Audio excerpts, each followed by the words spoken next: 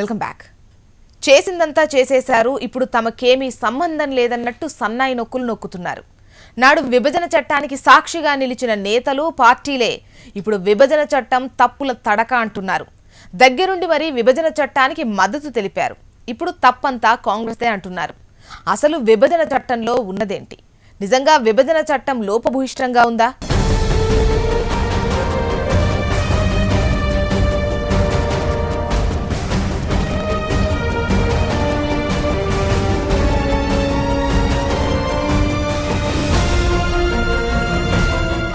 మరి ఇంకా టెక్నికల్ అంశాలు ఉన్నాయంటే ఈ సిఫార్సు అనే కాకుండా ఇంకా టెక్నికల్ అంశాలు విభజనే సరిగా జరగలేదు. అసలు సమగ్రమైనటువంటి విభజన జరగలేదు సార్. విభజన చట్టమే సమగ్రంగా లేదా?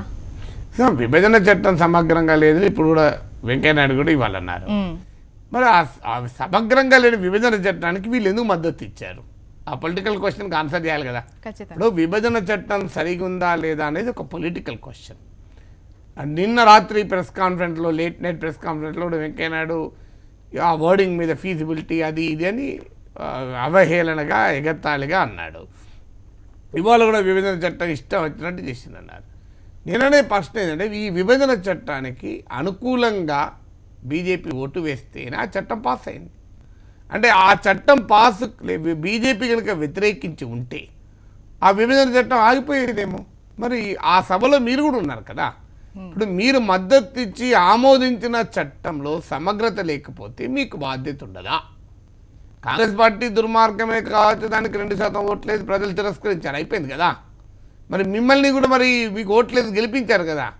ఇప్పుడు కాంగ్రెస్ పార్టీ చేసింది ఏంటంటే, సీమాంధ్ర ప్రజలకు ఇష్టం లేకున్నా సీమాంధ్ర ప్రజలకు నష్టం కలిగించేటువంటి రీతిలో విభజన చేసిందని మీరు చెప్తున్నారు. కాంగ్రెస్ పార్టీ ఒక్కటే చేసిందా? బీజేపీ మద్దతు లేకుండానే కాంగ్రెస్ చేసిందా? ఆ మాటకొస్తే విభజన చట్టం పైన మద్దతు ఇవ్వనివ్వరు. రాజ్యసభలో ఉన్న తెలంగాణకు చెందిన దేవేందర్ గౌడ్ గారు విభజన చట్టాన్ని సమర్థించారా, వ్యతిరేకించారా? టీడీపీ సభ్యులే కదా. సో టీడీపీ చెందిన సభ్యులు సమర్థించారు కదా. మరి సమర్థించిన టీడీపీ సభ్యులు మీరు పార్టీలో ఉంచుకున్నారా, తీసేశారా? సుధారాణి గారు అప్పుడు టీడీపీ మెంబర్ కదా, రాజ్యసభలో సపోర్ట్ చేశారా లేదా? టీడీపీ పార్లమెంటరీ పక్ష నాయకులు నామా నాగేశ్వరరావు విభజన చట్టానికి మద్దతు ఇచ్చారా లేదా? మరి వీళ్ళంతా తెలుగుదేశం సభ్యులే. అప్పుడు ఇప్పటికి కూడా అందులో సగం ఎక్కువ మంది తెలుగుదేశం సభ్యులే. మరి అప్పుడు వాళ్ళు మీరు పార్టీలోకి వెళ్ళి తీసేయలే కదా. ఇలాంటి పనికిమాల విభజన చట్టానికి మీరు మద్దతు ఇస్తారా అని. అసలు ఈ కహానీలు చెప్పకండి. పొలిటికల్ కహానీలు చెప్తే ఇందులో ఎవరు చొక్కం బంగారం కాదు, ఎవరు 24 క్యారెట్ల బంగారం కాదు. అందులో అందరూ రాగే కాదు, ఇద్దరు కలిపిన బంగారం. ఇందులో ప్రతి రాజకీయ పార్టీ చేసిన పనే ఇది. అందువల్ల ఇంకా విభజన చట్టం ఓకే, విభజన చట్టం లోపభూయిష్టంగా ఉంది. లోపభూయిష్టంగా ఉన్న దాన్ని 2 ఏళ్ళుగా ఎందుకు సవరించని మిమ్మల్ని ఏమనాలి? ఎస్, ఇప్పుడు ఉదాహరణకు మీరు పోలవరం ప్రాజెక్టు ఆంధ్రప్రదేశ్ ప్రయోజనాల కోసం జాతీయ ప్రాజెక్టుగా చేస్తామని మీరు మొదలుపెట్టారు. కానీ ముంపు ప్రాంతాలేమో తెలంగాణలో వచ్చారు. సహజంగానే ముంపు ప్రాంతాలు తెలంగాణలో ఉండి ప్రాజెక్టు ఆంధ్రప్రదేశ్లో ఉంటే ఆ ప్రాజెక్టు మొదటికి రాదు. అందుకని మీరు ఏం చేశారు? కేంద్ర కేబినెట్ మొదటి సమావేశంలోనే ఈ ముంపు మండలాన్ని తెలంగాణ నుంచి ఆంధ్రప్రదేశ్కు మారుస్తూ మీరు రాష్ట్ర పునర్వ్యవస్థీకరణ చట్టాన్ని సవరణ చేశారు. మరి ఈ సవరణ చేసినప్పుడు ఇలాంటి లోపభూయిష్టమైన అంశాలన్నీ, పనికిమాలిన అంశాలన్నీ కూడా లిస్ట్ అవుట్ చేసి ఈ ఫీజిబిలిటీ గీజిబిలిటీ అనే పదాలన్నీ తీసేసి మంచిగా విల్, షెల్, గిల్, బెల్ అనకుండా స్పష్టంగా మీరు సవరణ చేయాల్సింది. ఎవరు వద్దన్నారు మిమ్మల్ని? ఇప్పుడు రాజ్యాంగం ఏ చట్టమైనా సవరణ చేయొచ్చు కదా, మీరు చేశారు కదా. అందువల్ల ఈ విభజన చట్టం పైన ఇప్పుడు ఇంకా ఏడవడం అంటే ఇది ఇంకా దీని మించిన దుర్మార్గం లేదు. అది దుర్మార్గమైన చట్టమే అయితే మీరు దానికి మద్దతు ఇచ్చారు. అది దుర్మార్గమైన చట్టాన్ని సవరించకుండా 2 ఏళ్ళు నిద్రపోతున్నారు. ఇప్పుడు మళ్ళీ మీరు ఆ చట్టం బాగాలేదని చెప్పడంలో అర్థం లేదు. ఇక పోనీ ఆ చట్టంలో లేకపోయినా చేసే అధికారం మీకుంది. ఎవరైనా అద్దంటున్నారా? చేయండి. మరి మొన్న ప్రత్యేక హోదా పైన రాజ్యసభలో చర్చ జరిగితే అన్ని రాజకీయ పార్టీల మద్దతు ఇచ్చాయి కదా. మరి మీరు ఎందుకు చేయరు? దీనికి ఆన్సర్ లేదు. అందువల్ల ఈ రాజకీయ కహానీలు మానేసి మీ డ్యూటీ ఏంటి? మీరు అడిగారా లేదా? వెంకయ్యనాయుడు గారు మీరు 10 ఏళ్ళు కావాలి అని రాజ్యసభలో అడిగారా లేదా? మీ నాయకుడు మోడీ, చంద్రబాబు గారు తిరుపతి వెంకన్న సాక్షిగా 15 ఏళ్ళు కావాలని మీరు అడిగారా లేదా? మీరు అప్పుడెప్పుడైనా చెప్పారా 14 ఆర్థిక సంఘం కనుక అంగీకరిస్తే అని చెప్పారా మీరు? అప్పటికే 14 ఆర్థిక సంఘం మొదలైంది కదా యాక్టివిటీ. దాదాపు ఎండింగ్ వచ్చింది. 14 ఆర్థిక సంఘం నివేదిక ఇచ్చే సమయం వచ్చింది. మరి మీరు చెప్పలే కదా అప్పుడు. అందువల్ల ఈ కహానీలు చెప్పకుండా మీకు నిజాయితీగా ఆంధ్రప్రదేశ్కి ఇచ్చినటువంటి హామీలు అమలు చేస్తారా అమలు చేయరా చెప్పండి.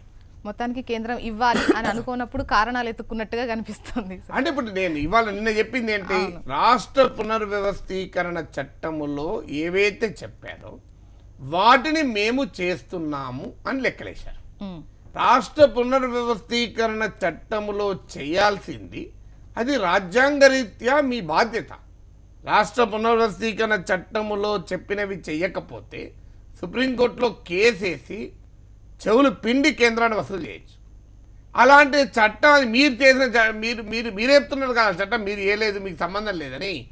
అంటే కాంగ్రెస్ పార్టీ చేసిన చట్టాన్ని అమలు చేసి బీజేపీ ప్రయోజనాలు పొందదలుచుకుందా? ఏమనుంది ఇప్పుడు అందులో క్లియర్గా సెక్షన్ 90 నుంచి మీరు చదవండి.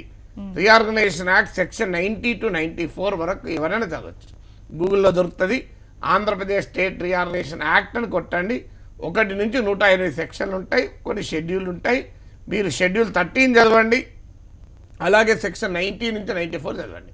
నిన్న అరుణ్ జైట్లీ గారు ఇలా వెంకయ్యనాయుడు గారు చెప్పిన ప్రతి ఒక్కటి ఆ చట్టంలో ఉన్నది. లేనిదల్లా ఒకటి అది నేను చెప్తాను మీకు. ఇప్పుడు ఉదాహరణకు పోలవరం మేమే 100% పెట్టుకుంటామన్నారు. అయ్యా అది జాతీయ ప్రాజెక్టుగా గుర్తిస్తున్నామని మీరే చట్టంలో ఆరో చట్టంలోనే ఉంది. అది ఇలా కొత్తగా నువ్వు చెప్పేది ఏమున్నది, ఇవ్వాల్సిందే కదా. మేము ఇండస్ట్రియల్ కారిడార్ గురించి ఆలోచిస్తున్నామన్నారు. చట్టంలో ఏమనుందంటే 6 నెలల్లోనే ఆలోచన పూర్తి చేయాలని ఉంది. వీళ్ళు 2 ఏళ్ల తర్వాత కూడా ఆలోచిస్తున్నామని చెప్తున్నారు ఇండస్ట్రియల్ కారిడార్ గురించి. ఇక పారిశ్రామిక రాయితీలు, ఇది ప్రధానమంత్రి ప్రత్యేక హోదాపై ఇచ్చిన హామీలో కూడా ఉంది, అలాగే విభజన చట్టంలో కూడా ఉంది. ఈ పారిశ్రామిక రాయితీలు ఆంధ్రప్రదేశ్కే కాదు తెలంగాణకు కూడా ఇవ్వాలని ఉంది. సో ఈ పారిశ్రామిక రాయితీలు ఆంధ్రప్రదేశ్కు ఇస్తారా? నేనేమన్నా అరుణ్ జైట్లీ గారు ఒక 2 ట్యాక్స్ ఇన్సెంటివ్స్ ఎగ్జాంపుల్స్ చెప్పి వీటిపైన నోటిఫికేషన్ ఇస్తారు. ఇంత విచిత్రం ఏంటంటే ఈ 2 మార్పుల్ని 2016-17 బడ్జెట్ ప్రసంగంలో చెప్పారు.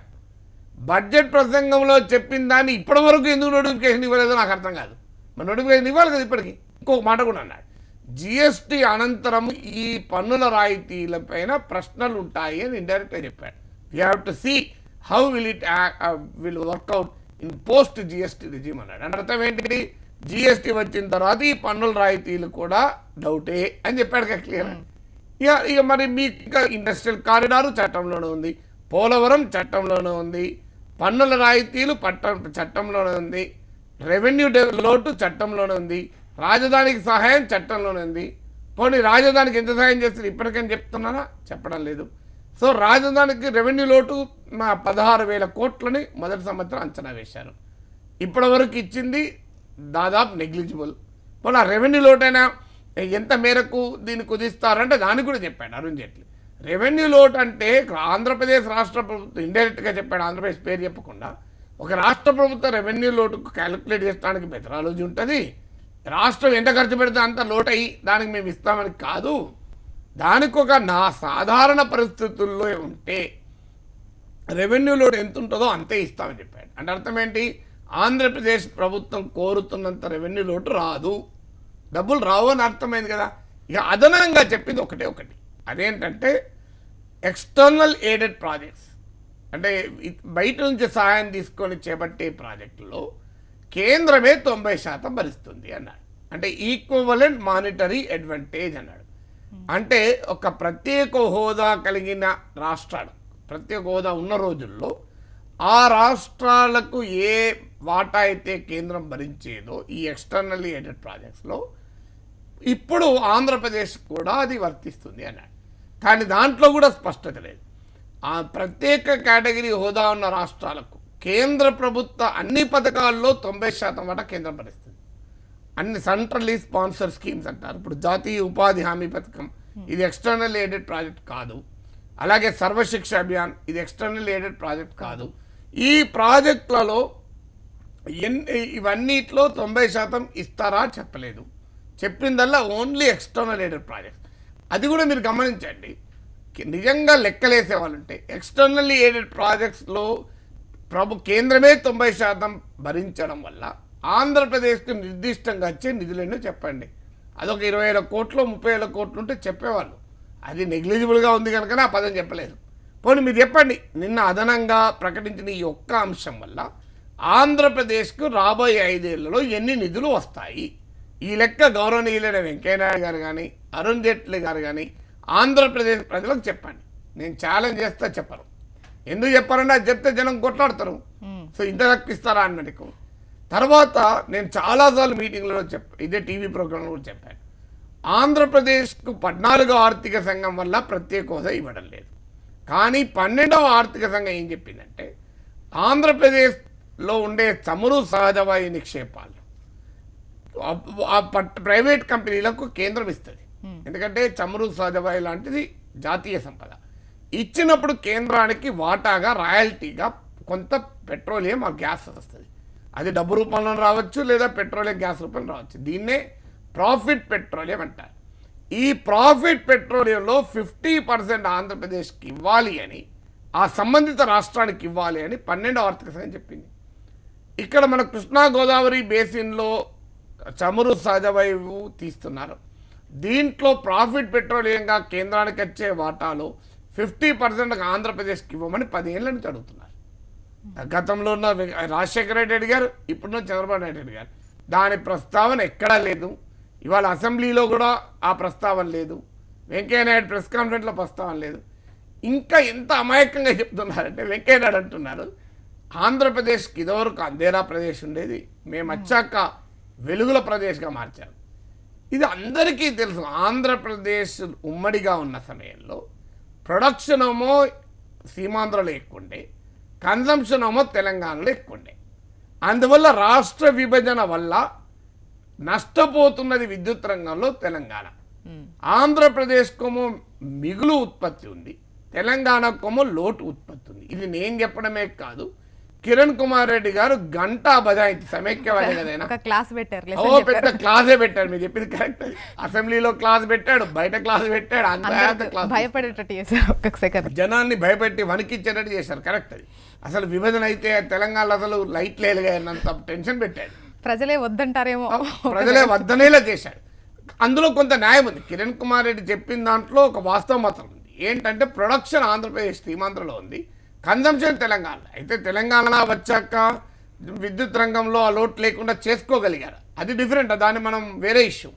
కానీ ఆంధ్రప్రదేశ్లో కన్జంప్షన్ కన్నా అంటే వినిమయం కన్నా ఉత్పత్తి ఎక్కువ ఉంది. కేంద్రం మిగులు విద్యుత్ ఇచ్చి ఆంధ్రప్రదేశ్కే మిగులు విద్యుత్ ఉంటే కేంద్రం మిగులు విద్యుత్ ఇచ్చింది ఏంటి?